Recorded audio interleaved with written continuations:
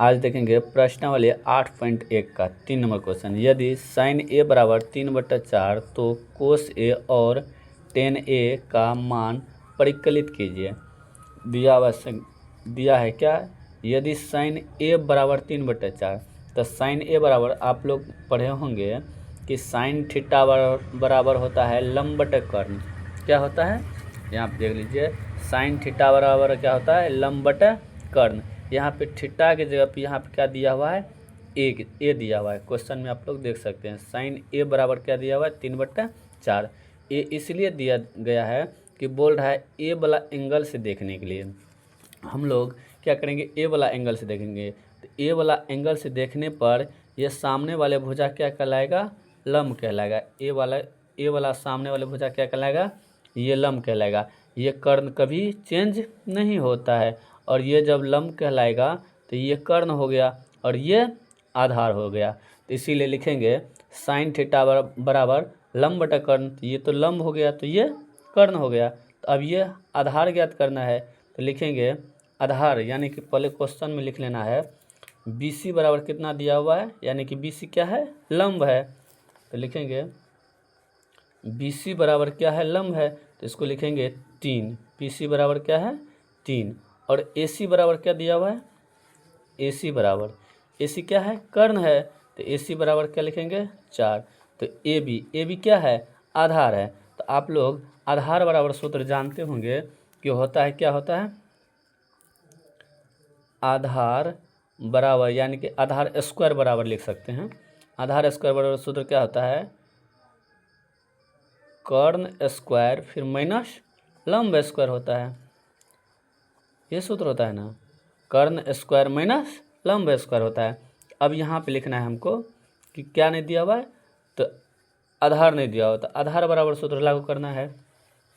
यानी कि A B नहीं दिया हुआ है, तो ए बी बराबर कुछ नहीं दिया हुआ, तो अब लिखेंगे कुछ नहीं दिया हुआ है, तो लिखना है पाइथागोरस प्रमेय से।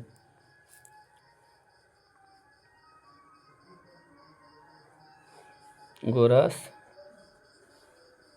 परिमेय से, तो आधार नहीं दिया हुआ है ना, तो आधार बराबर सूत्र अभी आप लोग को बताए हैं क्या होता है, आधार स्क्वायर बराबर सूत्र कर्ण स्क्वायर माइनस लंब स्क्वायर होता है। तो अब लिखना है यहाँ पे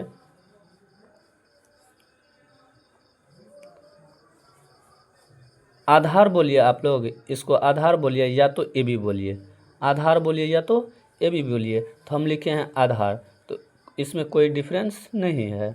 तो लिखना है आधार स्क्वायर बराबर क्या होता है, कर्ण स्क्वायर माइनस लंब स्क्वायर। लिखना है कर्ण स्क्वायर माइनस लंब स्क्वायर, लंब का स्क्वायर। आधार का मान नहीं दिया हुआ, तो लिखना है यहाँ पे आधार बराबर आधार स्क्वायर बराबर। तो आधार स्क्वायर बराबर सूत्र क्या है, कर्ण का मान कितना दिया हुआ है, कर्ण इसको बोलते हैं ना, इसको बोलते हैं कर्ण। तो आधार कितना है 4, 4 का स्क्वायर कर देना।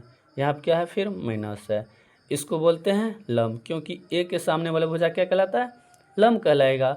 ये ए के सामने वाला भुजा ये लंब कहलाएगा, तो इसको हम लिखेंगे 3 का स्क्वायर, फिर बराबर करना है।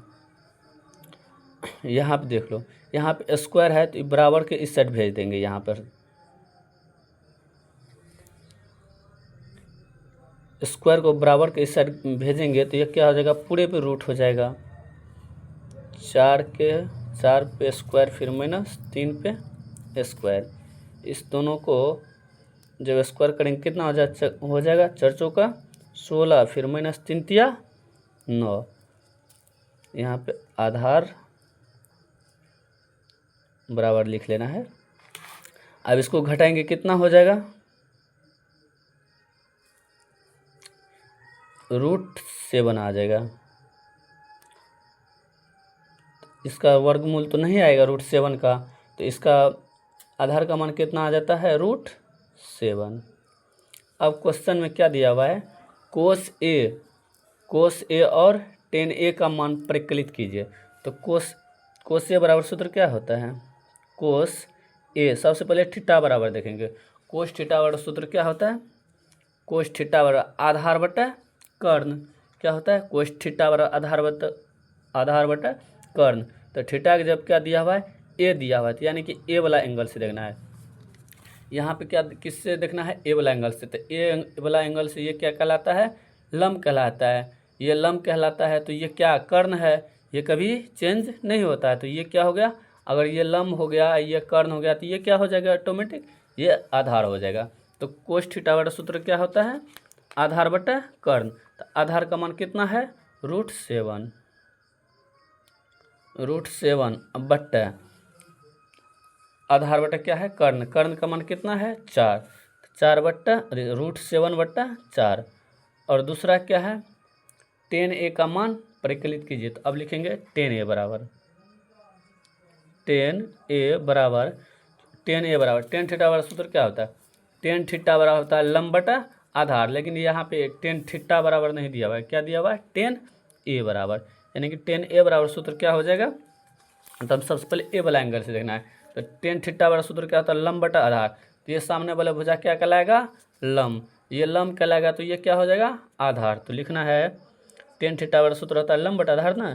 तो लंब का मान कितना है, लंब का मान कितना है, 3 ना। तो यहाँ पे लिखना 3।